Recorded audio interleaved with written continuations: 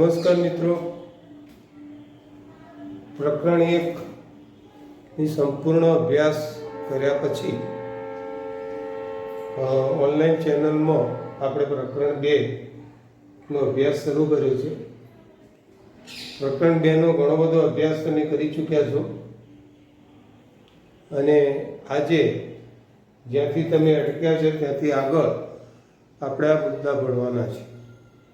પણ એ પહેલાં આપણે થોડુંક જાણી લઈએ કે પ્રકરણ 1 વિદ્યુત ભાર અને વિદ્યુત ક્ષેત્રો અને પ્રકરણ 2 સ્થિત વિદ્યુત સ્થિતિમાન અને કેપેસિટન્સ, આ બંને પ્રકરણો સ્થિર વિદ્યુત ભાર અંગેના છે. એટલે કે જ્યારે વિદ્યુત ભાર સ્થિર હોય ત્યારે આ વિદ્યુત ભારો પરસ્પર એકબીજા વચ્ચે જે અંતરક્રિયાઓ થતી હોય, પોતાની આસપાસ જે અસરો ઉત્પન્ન કરતા હોય એને અનુલક્ષીને જાણવાની પ્રક્રિયા આપણે બધા જાણીએ છીએ અને હું પણ જાણું છું કે તમે આ બધી માહિતીથી અજાણ છો. તમારા માટે આ માહિતી નવી માહિતી છે અને પરિણામે આવી માહિતીને વ્યવસ્થિત રીતે સમજવા માટે, વ્યવસ્થિત રીતે એને અભ્યાસ કરવા માટે કે જેથી કરીને આપણે નીટ હોય, જી હોય, આવા પ્રશ્નોનું સોલ્યુશન સરળતાથી આપી શકીએ, એના માટે તમારે આ પ્રકરણોનું વારંવાર પુનરાવર્તન કરી અને એનો અભ્યાસ કરવો જોઈએ. એની અંદર આવતા મહત્વના મુદ્દાઓ જે છે એ મુદ્દાઓને બરાબર સમજવાનો પ્રયત્ન કરવો જોઈએ. સ્થિર વિદ્યુત ભારથી બનતી પ્રક્રિયાઓ, સ્થિર વિદ્યુત ભારની આસપાસ ઉદ્ભવતી થતી અસરો, એની અંદર કઈ બધી પ્રક્રિયાઓ થાય છે, કેવી અસરો ઉદ્ભવે છે, કયા કારણથી ઉદ્ભવે છે, કયા કયા એના સૂત્રો આપણને મળે છે, સમીકરણો મળે છે, આ બધી જ બાકી ચીજો એકદમ ઊંડાણપૂર્વક અભ્યાસ આપણે કરવો જોઈએ. જો એને ન સમજાતું હોય પુસ્તક ઉપર આધારિત, અથવા તમે વિડીયો જોતા હોય અને વિડીયોમાં ન સમજાતું હોય તો સંદર્ભ સાહિત્ય, કોઈ પ્રકાશનનો ઉપયોગ કરીને પણ એને આપણે સમજવા પ્રયત્ન કરવો જોઈએ. પ્રકરણ નંબર 1 ની અંદર સ્થિર વિદ્યુત ભાર વિશે તમે વિદ્યુત ભાર અને વિદ્યુત ક્ષેત્રમાં ઘણી બધી માહિતી લીધી. જેમ કે બે વિદ્યુત ભારો હોય તો બે વિદ્યુત ભારો એકબીજાની વચ્ચે આંતરક્રિયાઓ કરે છે, જેને કારણે આપણને કુલમ્બનો નિયમ મળ્યો, કુલમ્બનો સદિશ સ્વરૂપ મળ્યું. ત્યાર પછી વિદ્યુત ક્ષેત્રની આપણે માહિતી લીધી, ડાયપોલની રચના કરી, વિદ્યુત ક્ષેત્રની ક્ષેત્રરેખાઓ વિશે માહિતી લીધી, ક્ષેત્રરેખાની દિશા અંગેની માહિતી લીધી, કુલમ્બનો સદિશનો નિયમ આપણે જાણ્યો. વિદ્યુત ક્ષેત્રને સદિશ રીતે દર્શાવવામાં આવે ત્યારે એની ક્ષેત્રરેખાઓ કઈ દિશામાં હોય એની આપણે માહિતી લીધી. ત્યાર પછી ક્ષેત્રરેખાઓ કોઈ પૃષ્ઠ સાથે સંકળાતી હોય તો ફ્લક્સ, આ ફ્લક્સ વિશેની માહિતી લીધી અને આ ફ્લક્સને આધારે ગાઉસનો નિયમ આપણે ભણ્યો. મિત્રો, ગાઉસના નિયમનો ઉપયોગ કરીને આપણે જાણીએ છીએ એ રીતે કે સંમતિ વિદ્યુત ભાર વિતરણ વડે ઉદ્ભવતા વિદ્યુત ક્ષેત્ર આપણે મેળવી શકીએ છીએ. આપણે ગાઉસના નિયમનો ઉપયોગ કરીને આવા 3 ઉપયોગો આપણે ભણ્યા કે જેમ કે અનંત લંબાઈના તાર પર વિદ્યુત ભાર સમાન રીતે વિતરિત થયેલો હોય તો ઉદ્ભવતું વિદ્યુત ક્ષેત્ર કઈ રીતે મળે. અનંત વિસ્તારનું સમતલીય પૃષ્ઠ હોય એટલે કે સમતલ હોય અને એના ઉપર વિદ્યુત ભાર સમાન રીતે વિતરિત થયેલો હોય તો એને કારણે ઉદ્ભવતું વિદ્યુત ક્ષેત્ર કઈ રીતે મળે એ આપણે માહિતી. ગોળીય કવચ પર સમાન રીતે વિદ્યુત ભાર વિતરણ થયેલો હોય અને એને કારણે વિદ્યુત ક્ષેત્ર કઈ રીતે ઉત્પન્ન થાય છે, કેટલું થાય છે એની પણ આપણે માહિતી લીધી. મિત્રો, ચોથો પણ ઉપયોગ છે પણ આપણા બુકની અંદર નથી આવ્યો. ચોથો ઉપયોગ છે કે ગોળો હોય, ગોળો જે ઘનફળ ધરાવતો ગોળો, એના ઉપર જો સમાન રીતે વિદ્યુત ભાર વિતરણ થયેલો હોય તો એને કારણે આપણને એ વિદ્યુત ક્ષેત્ર કેટલું મળે, એનું સૂત્ર શું મળે, એને આપણે જાણી લેવું જરૂરી છે કે જે તમને સંદર્ભ સાહિત્યમાં મળી રહેશે, અથવા તો જૂની કોઈ બુક હોય ધોરણ 12ની, તો એની અંદરથી પણ તમને એ વસ્તુ મળી રહેશે. અહીંયા આગળ મિત્રો આપણું થિયરિકલ ચેપ્ટર પૂરું કર્યું. ત્યાર પછી મિત્રો આપણે એક્ઝામ્પલની શરૂઆત કરી. અને જ્યારે મારો પ્રથમ વિડીયો આવ્યો ત્યારે મેં તમને કહ્યું હતું કે જો એક્ઝામ્પલ અને એમસીક્યુ સારી રીતે તૈયાર રાખવા હોય તો કેટલાક એના મુદ્દાઓ છે, જેમ કે એની બેઝિક ફંડામેન્ટલ આપણું બરાબર હોવું જોઈએ, એની અંદર આવતા સમીકરણો, સૂત્રો પણ આપણને યાદ રહેવા જોઈએ.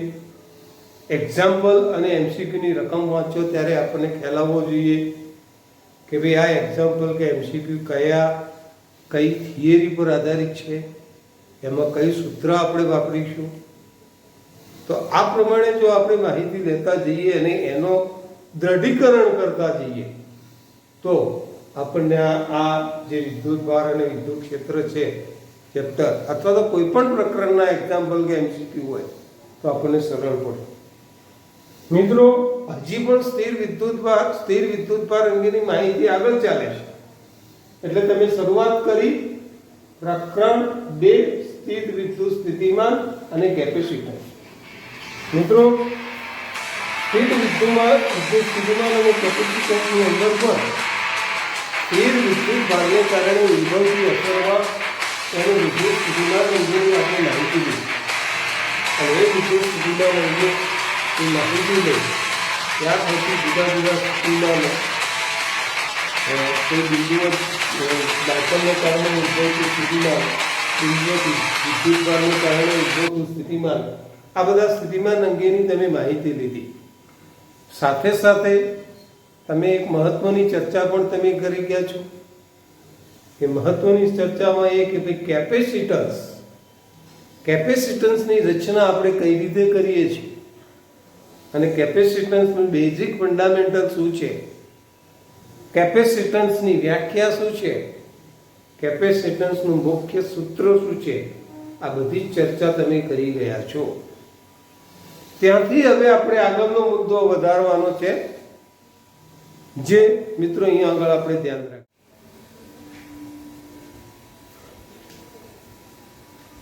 મિત્રો પ્રકરણ નંબર 2 માં સ્થિત વિદ્યુત સ્થિતિમાન અને કેપેસિટન્સ માં આપણો જે મુદ્દો છે 2.12 સમાંતર પ્લેટ કેપેસિટર. મતલબ કે આપણે બે પ્લેટોને એકબીજાને સમાંતર ગોઠવવામાં આવે તો બનતી જે રચના છે એને સમાંતર પ્લેટ કેપેસિટન્સ કહેવામાં આવે છે. અહીંયા આગળ સમાંતર પ્લેટ કેપેસિટરની અંદર આપણે એકબીજાથી થોડા અંતરે રહેલી બે મોટી સમતલ સમાંતર પ્લેટોને એકબીજાની સાપેક્ષમાં આપણે ગોઠવીએ છીએ અને આવું એક કેપેસિટર તૈયાર કરીએ છીએ. મિત્રો કેપેસિટરની રચના કઈ રીતે થાય છે એ તો આપણે જાણીએ જ છીએ. તો અહીંયા આગળ આપણે એક આકૃતિની મદદથી સમજી લઈએ કે ધારો કે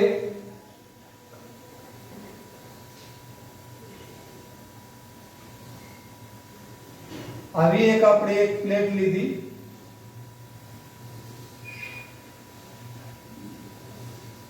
અને બીજી એક આપણે બીજી પ્લેટ લીધી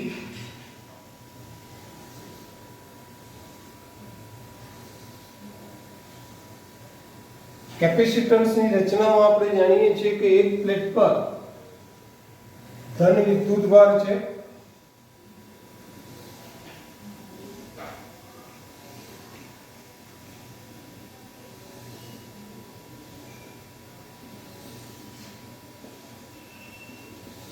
અને એ જ પ્રમાણે બીજા પ્લેટ પર આવો ઋણ વિદ્યુતભાર હોય છે. એટલે કે પ્લેટ નંબર 1 પર જે વિદ્યુતભાર છે એની વિદ્યુતભાર પૃષ્ઠ ઘનતા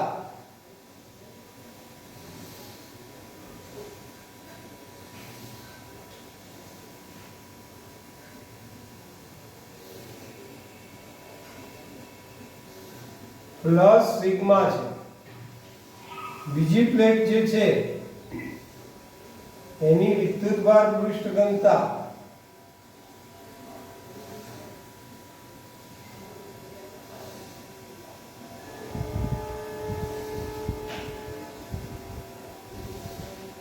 માઇનસ સિગ્મા છે. વળી મિત્રો આપણે આ બંને પ્લેટોને એકબીજાથી ડી અંતરે ગોઠવીએ છીએ. આ પ્લેટોનું જે ક્ષેત્રફળ છે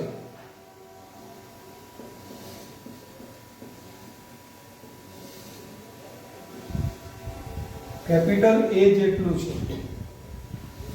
મિત્રો બંને પ્લેટો આપણે લીધી, એકબીજાને સમાંતર ગોઠવી, એક પ્લેટ પર ધન વિદ્યુતભાર મૂક્યો છે એટલે આ જે પ્લેટ પર વિદ્યુતભાર છે પ્લસ ક્યુ, અને બીજી પ્લેટ પર ઋણ વિદ્યુતભાર મૂક્યો છે એટલે આ પ્લેટ પર માઇનસ ક્યુ વિદ્યુતભાર છે. તેથી કરીને વિદ્યુતભાર પૃષ્ઠ ઘનતા પ્લસ સિગ્મા અને વિદ્યુતભાર પૃષ્ઠ ઘનતા માઇનસ સિગ્મા. હવે મિત્રો આપણે વિચારવાનું છે કે અહીંયા આગળ એના વિદ્યુત ક્ષેત્ર વિશેની માહિતી લેવાની છે. તો પ્રકરણ નંબર 1 ની અંદર આપણે અનંત સમતલ ને કારણે ઉદ્ભવતું જે વિદ્યુત ક્ષેત્ર આપણે ગણ્યા છીએ કે એનું સૂત્ર E બરાબર સિગ્મા અપોન 2 એપ્સિલોન 0 જેટલું આપણને મળતું હતું. એનો ઉપયોગ આપણે અહીંયા કરવાનો છે અને એને કારણે આપણે એનું કેપેસિટન્સનું સૂત્ર મેળવવાનું છે. પહેલા આપણે જોઈ લઈએ કે આપણે બે ખૂબ જ મોટી એટલે અનંત વિસ્તારનું સમતલ થયું કહેવાય. આ પણ બે ખૂબ જ મોટી બે પ્લેટોને એકબીજાની વચ્ચે મૂકેલી છે, એકબીજાને સમાંતર મૂકી છે. તો સ્વાભાવિક છે કે ભાઈ એનું વિદ્યુત ક્ષેત્ર 3 જગ્યાએ આપણને મળે છે. આપણે જાણીએ છીએ કે ભાઈ વિદ્યુતભારનું વિદ્યુત ક્ષેત્ર ધનથી ઋણ તરફનું હોય છે. ડાયપોલની માહિતી આપણે લઈ ચૂક્યા છીએ. એટલે અહીંયા આગળ એનું વિદ્યુત ક્ષેત્ર ધનથી ઋણ તરફનું એનું વિદ્યુત ક્ષેત્ર આપણે વિચારી શકીએ છીએ. આનું વિદ્યુત ક્ષેત્ર પણ મિત્રો આપણે અહીંયા આગળ જાણી શકીએ કે પ્લેટ 1 છે એની ઉપરના વિસ્તારમાં વિદ્યુત ક્ષેત્ર કેટલું થશે, પ્લેટ 2 છે એની નીચેના વિસ્તારમાં વિદ્યુત ક્ષેત્ર કેટલું થશે એની આપણે સમજ લેવી જરૂરી છે. પણ સૌથી પહેલા કેટલાક મુદ્દા આપણે અહીંયા આગળ લખી નાખીએ કે જે આપણે થિયરી લખવાની અંદર કામ આવે કે સમાંતર પ્લેટ કેપેસિટર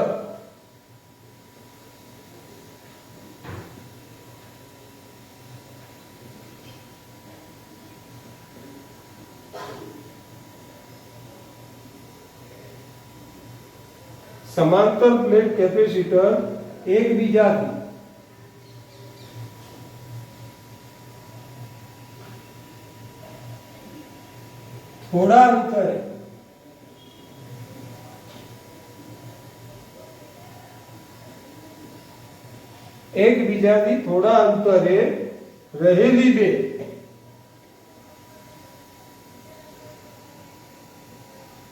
મોટી સમતલ પ્લેટ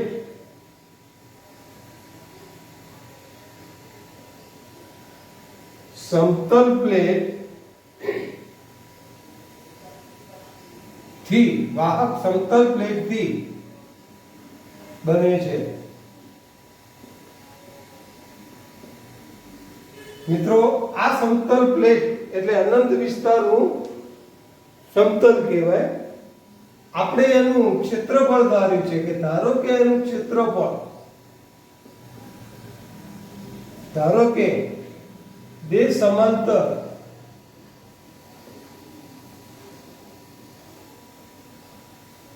વાહક પ્લેટનું ક્ષેત્રફળ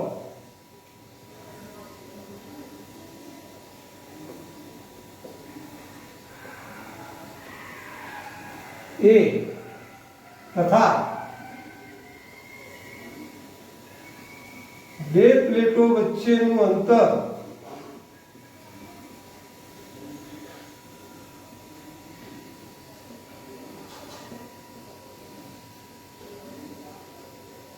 ડી છે. મિત્રો અહીંયા મહત્વની બાબત આપણે એ જાણવાની છે કે અહીંયા તમે લખ્યું છે કે એકબીજાથી થોડા અંતરે, એટલે ડી એ ઘણું નાનું છે,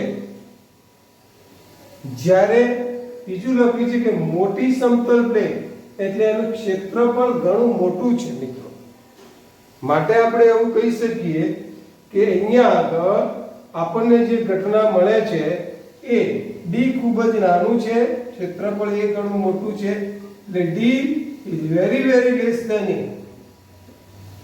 અને આવું જ્યારે બનતું હોય તો બે પ્લેટો નું સમતલ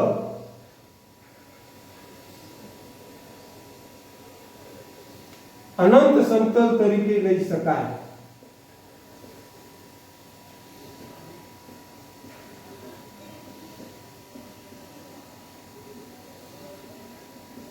અને એટલા માટે મિત્રો આપણે અનંત સમતલને કારણે ઉદ્ભવતા વિદ્યુત ક્ષેત્રનો ઉપયોગ આની અંદર આપણે કરવાનો છે. તો મિત્રો આપણે બે પ્લેટોને એકબીજાને સમાંતર રાખીએ છીએ. 1, 2 અને 3 જગ્યાએ, એટલે કે પહેલા પ્લેટની ઉપરની બાજુ, બીજા પ્લેટની નીચેની બાજુ અને બે પ્લેટની વચ્ચે કેટલું વિદ્યુત ક્ષેત્ર ઉત્પન્ન થશે એની આપણે જાણકારી લઈ લઈએ. સૌથી પ્રથમ આપણે વિચારીએ કે પ્લેટ 1 ની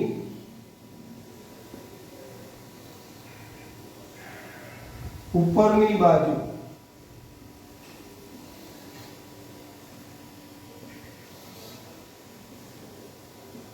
વિદ્યુત ક્ષેત્ર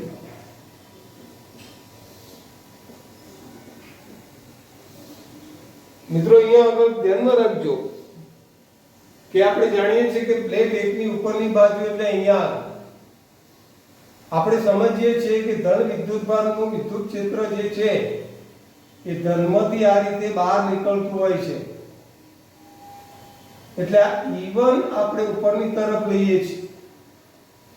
પણ બીજી પ્લેટ પર ઋણ વિદ્યુતભાર છે, જે બીજી પ્લેટનું વિદ્યુત ક્ષેત્ર જે છે એ ઋણ વિદ્યુતભારની અંદરની તરફ હોય છે. આ આપણે બીજી પ્લેટને કારણે મળતું વિદ્યુત ક્ષેત્ર મળ્યું.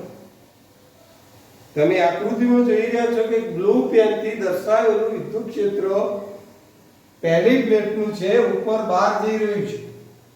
બ્લેક પેનથી દર્શાવેલું જે વિદ્યુત ક્ષેત્ર છે એ ઋણ વિદ્યુતભારની અંદર જઈ રહ્યું છે.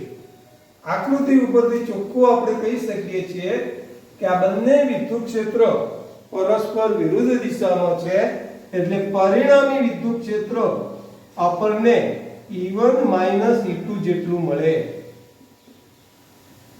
અહીંયા આગળ આપણે એ નોંધ લેવાની છે કે E1 બરાબર આટલા, સમાન પ્લેટ છે, વિદ્યુતભાર સમાન મૂક્યો છે, એટલે બંનેનું વિદ્યુત ક્ષેત્ર આટલું જ રહેશે. જ્યારે એની ગણતરી કરવામાં આવે ત્યારે સિગ્મા પણ 2 E1 નું મૂલ્ય, સિગ્મા પણ 2 E2 નું મૂલ્ય, આના કારણે આપણને શૂન્ય વિદ્યુત ક્ષેત્ર આપણને પ્લેટ 1 ની ઉપરની બાજુ મળે. એટલે આ એક મુદ્દો આપણે અહીંયા ખાસ ધ્યાનમાં રાખો. બીજો મુદ્દો છે પ્લેટ 2 ની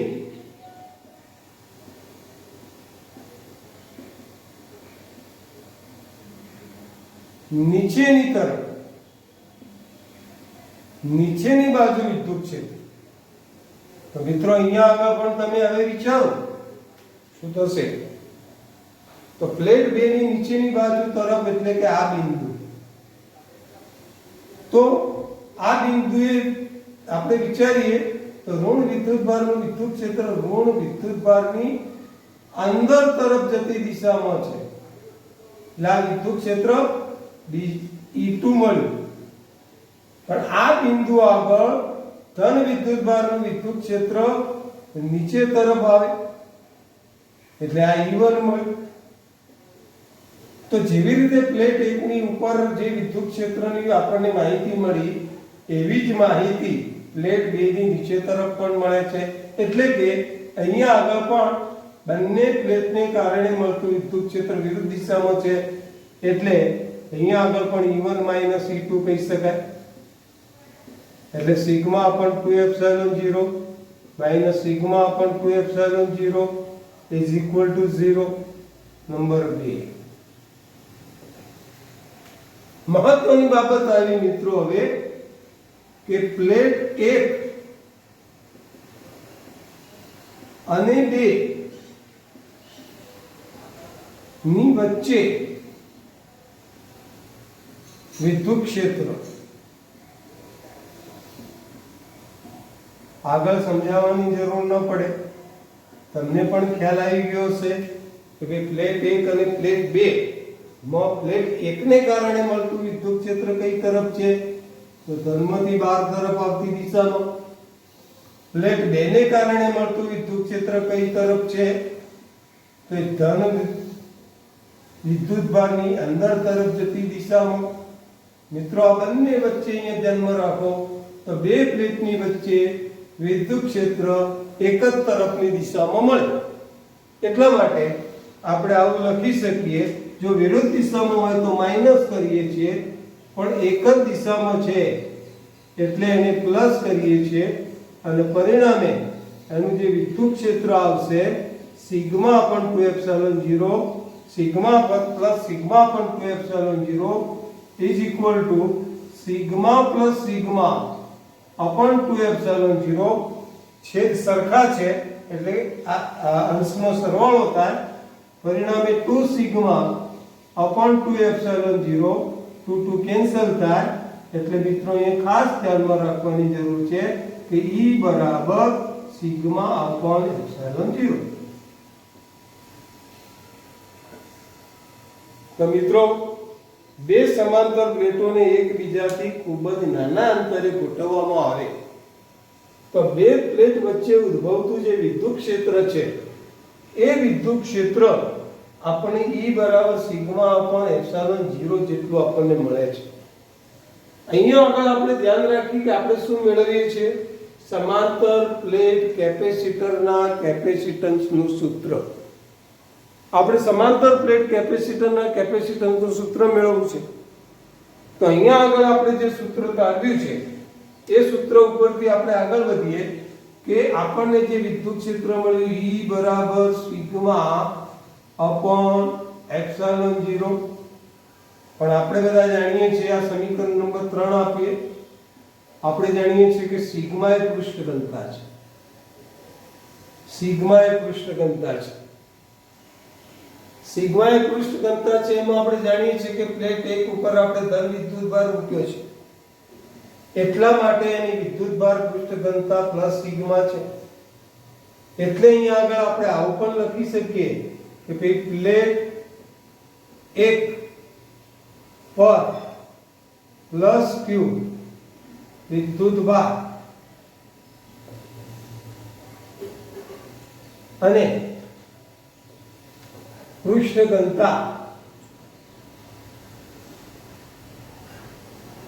પ્લસ સિગ્મા એ જ પ્રમાણે પ્લેટ 2 પર વિદ્યુત ભાર માઈનસ q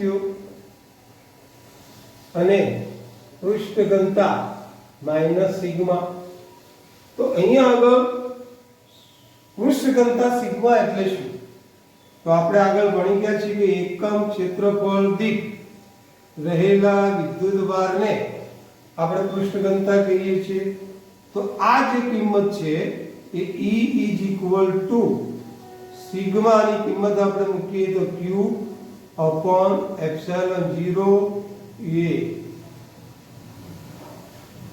આપણને વિદ્યુત ક્ષેત્ર માટે બીજું સૂત્ર મળ્યું જેને આપણે સમીકરણ નંબર 4 કહીએ બીજું મિત્રો તમે સ્થિતિમાન વિશેની માહિતી પણ લઈ શક્યા છો સ્થિતિમાન એટલે V વોલ્ટેજ અને એના ઉપરથી વિદ્યુત ક્ષેત્રનું સૂત્ર આપણે આ ભણ્યા છો કે એકમ લંબાઈ દીઠ વોલ્ટેજ E બરાબર V/d અને એને કારણે મિત્રો આપણે આવું વિચારી શકીએ કે V બરાબર E ઇન્ટુ ડી. તો E બરાબર E ની કિંમત આપણે તારવી Q upon epsilon 0A into D. D ને જો આપણે છેદમાં લાવીએ Q ને જે છેદમાં લાવીએ તો V બાય Q બરાબર D અપોન એપ્સિલોન 0A. પણ અહીંયા આગળ આપણે કેપેસિટરની વ્યાખ્યા પ્રમાણે શરૂઆતમાં કેપેસિટન્સ એટલે શું? તો કેપેસિટન્સ એટલે વિદ્યુતભાર અને સ્થિતિમાનના ગુણોત્તરને કેપેસિટન્સ કહેવાય. આગળ તમે ભણી ગયા છો. એનો એકમ ફેરેડે, નાના એકમો માઇક્રોફેરેડે, માઇક્રોફેરેડે, નેનોફેરેડે, માઇક્રોફેરેડે એટલે પિકાફેરેડે કહેવાય. તો એને અનુલક્ષીને C બરાબર Q બાય V એ કેપેસિટરના કેપેસિટન્સનું સૂત્ર છે. અહીંયા આગળ આપણને V upon Q મળે. તો V upon Q મળે એટલે આપણે આવું લખી શકીએ કે 1 upon C D બરાબર D એપ્સિલોન 0A.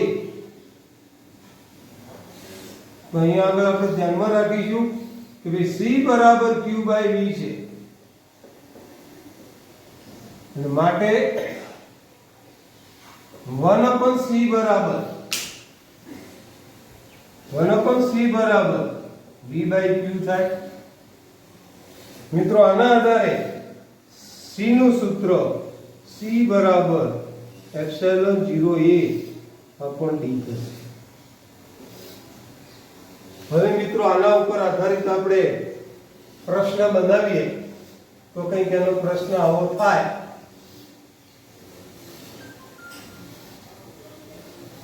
બોર્ડની અંદર આ પ્રશ્ન ખૂબ જ મહત્વનો છે. એટલે એનો ક્વેશ્ચન આવો થાય કે સમાંતર પ્લેટ કેપેસિટરના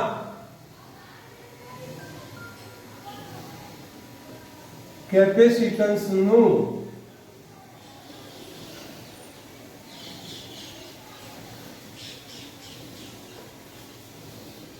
સૂત્ર મેળવો. તો મિત્રો એની અંદર આપણે પ્લેટ 1 ઉપર પ્લેટ 1 ની ઉપર 0, પ્લેટ 2 ની બહાર 0, બે પ્લેટોની વચ્ચેનું વિદ્યુત ક્ષેત્ર સિગ્મા પણ એપ્સિલોન 0, સિગ્મા બરાબર Q બાય A. સિગ્મા ની કિંમત આની અંદર મૂકો તો E બરાબર Q upon એપ્સિલોન 0. પણ આપણે E બરાબર V બાય D આગળ ભણી ગયા. V બરાબર E ઇન્ટુ D. E ની કિંમત આની અંદર મૂક્યા, Q ને છેદમાં લાયા.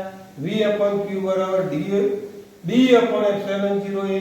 પણ V upon Q એટલે 1 upon C. તો 1 upon C બરાબર D upon એપ્સિલોન 0A. એટલે માટે C બરાબર એપ્સિલોન 0A બાય D.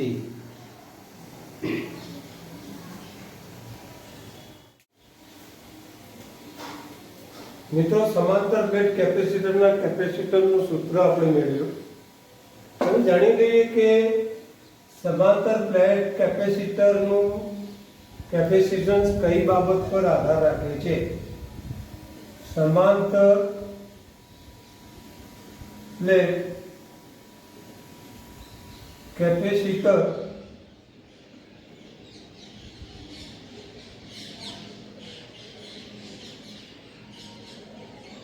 નું કેપેસિટન્સ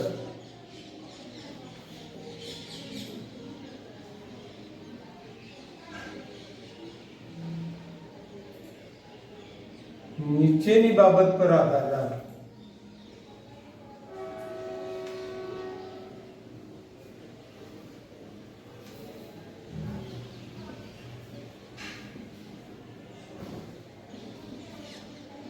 આ જાણવા માટે પહેલા આપણે સૂત્ર વિચારીએ epsilon 0A upon D C બરાબર. તો પહેલું આપણે વિચારીએ તો કેપેસિટન્સ જે છે એના ક્ષેત્રફળ પર આધાર રાખે. એટલે જેમ કેપેસિટન્સ વધારવું હોય તો ક્ષેત્રફળ મોટું લેવું પડે, પ્લેટ મોટી લેવી પડે. એ જ પ્રમાણે સમાંતર પ્લેટ કેપેસિટર જે છે એ બે પ્લેટ વચ્ચેના અંતરના વ્યસ્ત પ્રમાણનો છે, એટલે કે જો પ્લેટનું કેપેસિટન્સ વધારવું હોય તો બે પ્લેટ વચ્ચેનું અંતર જેમ ઓછું તેમ એનું કેપેસિટન્સ વધારે મળે. સાથે સાથે સમાંતર પ્લેટ કેપેસિટરનું કેપેસિટન્સ માધ્યમની પરમિટિવિટી પર આધાર રાખે છે. એટલે કે શૂન્યાવકાશની પરમિટિવિટી હોય, માધ્યમની પરમિટિવિટી, જુદા જુદા માધ્યમની પરમિટિવિટી જુદી જુદી હોય છે. એમ જેમ પરમિટિવિટી વધારે એમ કેપેસિટર પણ વધારે છે. હવે એક બીજો પ્રશ્ન આપણે વિચારીએ. બીજો પ્રશ્ન મહત્વનો પ્રશ્ન છે એપ્લાઇડ, કે ભાઈ આપણે એક ક્ષેત્ર 1 મીટર સ્ક્વેર ક્ષેત્રફળ ધરાવતી બે પ્લેટોને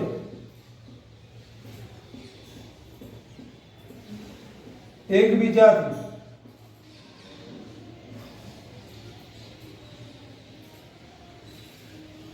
1 મિલીમીટર જેટલા અંતરે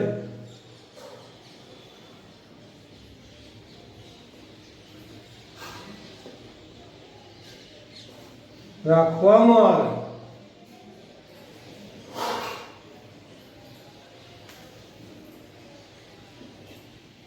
તો બનતા કેપેસિટરનું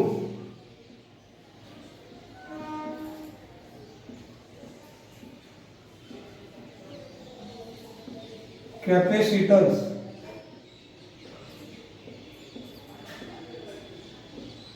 કેટલું થાય?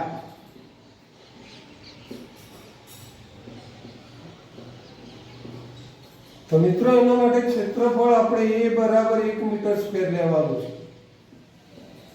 બે કેપેસિટર વચ્ચેનું અંતર d બરાબર 1 mm, એટલે કે 1 ગુણ્યા 10⁻³ મીટર. શૂન્યાવકાશમાં આ કેપેસિટર બનાવવાનું છે, એટલે એની કિંમત 8.85 ગુણ્યા 10⁻12 કુલમ સ્ક્વેર ભાગ્યા ન્યૂટન ઇન્ટુ મીટર સ્ક્વેર, અને આપણે c શોધવાનો છે. તો તમે સમજી ગયા છો કે c બરાબર આપણે ε0 a/d સૂત્ર મૂકીએ. 8.85 ગુણ્યા 10⁻12, ક્ષેત્રફળની કિંમત 1 છે અને અંતર જે છે એ 1 mm છે, એટલે 1 ગુણ્યા 10⁻³ એટલે કે 8.85 ગુણ્યા 10⁻9 ફેરાડે આપણને એની કિંમત મળે. એટલે કે 1 મીટર સ્ક્વેર ક્ષેત્રફળ ધરાવતી બે પ્લેટોને એકબીજાની વચ્ચે જો 1 mm જેટલું અંતર રાખવામાં આવે તો આટલું કેપેસિટન્સ મળે. હવે પ્રશ્ન છે કે જો આપણે કેપેસિટન્સ 1 ફેરાડે જેટલું કરવું હોય, 1 ફેરાડે કેપેસિટન્સ ધરાવતા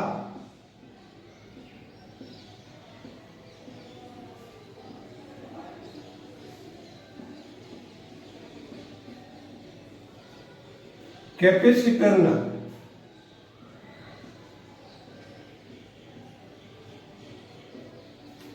પ્લેટોની લંબાઈ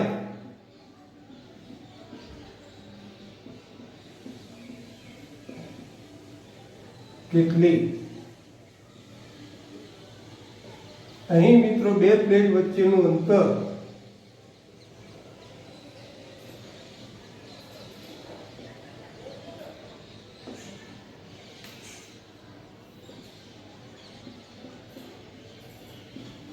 એક સેમી જેટલું લો.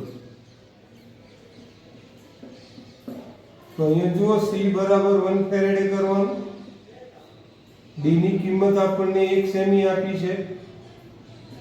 1 સેમી એટલે 1 ગુણ્યા 10⁻² મીટર.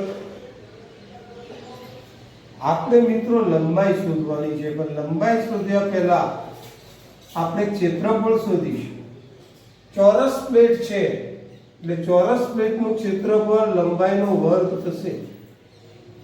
પરિણામે મિત્રો હવે આપણે સૂત્ર ઉપર વિચારીએ તો C બરાબર એપ્સિલોન 0 A બાય D, પણ અહીંયા આગળ લંબાઈ શોધવાની છે એટલે ક્ષેત્રફળને સૂત્રનું કરતા કરી તો A બરાબર C * D અપોન એપ્સિલોન 0. મિત્રો લંબાઈ શોધવા માટે આપણે L² મૂકીએ, A બરાબર L², તો C * D ભાગ્યા એપ્સિલોન 0 1 ફેરાડે 1 ગુણ્યા 10⁻² મીટર 8.85 ગુણ્યા 10⁻12 સાદુરૂપ આપીએ તો 1 અપોન 8.85 ગુણ્યા 10⁻10 1 ભાગ્યા 8.85 ની જો આપણે કેલ્ક્યુલેટર ઉપર કિંમત મૂકીએ તો 0.299 જેટલી મળે, ગુણ્યા 10⁻10 એક દશાંશ ચિહ્ન આ બાજુ લઈએ તો 1.1 ગુણ્યા 10⁹ આપણને મીટર સ્ક્વેર જેટલી મળે, એટલે 1 જેટલી મળે, અંદાજિત 1 જેટલી. હવે 1 ઘાત અહીંયા લઈ દઈએ તો 10 ગુણ્યા 10⁸ મીટર સ્ક્વેર જેટલી થાય. હવે m શોધવાનું છે. l ની કિંમત આપણને આટલી મળી, 10 ગુણ્યા 10⁸ l² ની કિંમત મળી. જો એનું વર્ગમૂળ શોધવામાં આવે